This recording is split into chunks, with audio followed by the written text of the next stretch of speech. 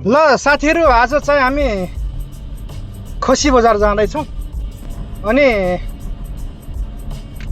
सम्झि हुनुहुन्छ पछाडि अनि मेरो साथी मोटे अनि पछाडि बाहुन छ हामी चाहिँ खसी लिन जाँदैछौँ हामी खसी आजको भ्लगमा चाहिँ हामी तपाईँहरूलाई चाहिँ गोठ देखाउनेछौँ है धेरै गोठहरू देखाउनेछौँ हामीले यो गोठमा पुगिसकेका छौँ खसी पाइने गोठमा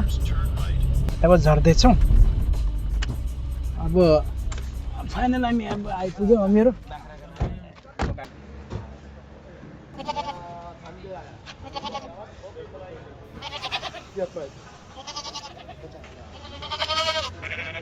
यो चाहिँ एकदम ठुलो गोठ छ यहाँनिर ठुलै गोठ छ यहाँ टन्नै गोठहरू छन् हामीले बार्गेनिङ गरिरहेको छौँ ठ्याक्कै अब उनीहरूले चाहिँ 550 भनिरहेको छन् तर हामी चाहिँ यसो 400 मा दियो भने हामी लिएर जाने विचार छ तर पनि साथीहरूले चाहिँ अर्को गोठतिर जाउँ भनिरहनु भएको छ हेरौँ कस्तो हुन्छ यो तपाईँहरूलाई चाहिँ दर्शकहरू हुनुहुन्छ तपाईँहरू मेरो साथीहरू यो 500 इसी भनिरहेको छ ठिकै छ त पानी पिला के पेट फुला बाकी को पानी नहीं पिला सकते इसे एक को पिलाया हाँ इसे एक को पिलाया इसको भी पिला सकते थे ना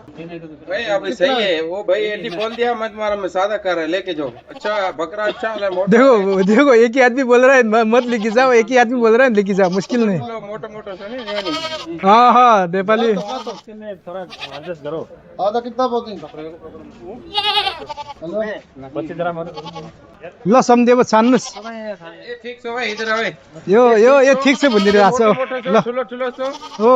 पुरा नेपाली बोलिरहेको छ नि केटाहरूले हेर्नुस् ल यो हामीले त्यो तपाईँ हेर्नु तपाईँ जान्ने अब म त जान्दैन ए ठीक छ है ठिक छ सम्झे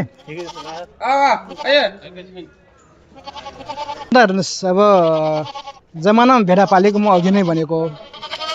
ठ्याक्क गोठमा यो त्यो जुन मलको छ नि त्यसको गन्ध नै यस्तो मिठो लागिरहेछ मलाई तपाईँहरूलाई कस्तो लाग्छ होइन युट्युब यो चाहिँ हाम्रो खसी हो यही हामी लिएर जाँदैछौँ यो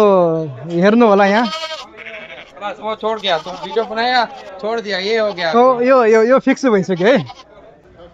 ल यो फिक्स भयो हैन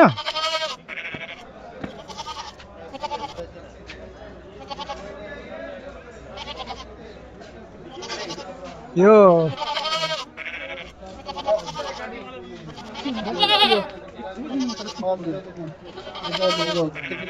अब यो चाहिँ ठ्याक्कै यो गोठदेखि हामी बाहिरिएका छौँ र हामीले चाहिँ यो आज खुसी खानुपर्छ ल चाहिँ यो जुरुक्क पार्नु त यस्तै ल हामी गाडीमा बस्दैछौँ ल अब हामी चाहिँ अब घरतिर जाँदैछौँ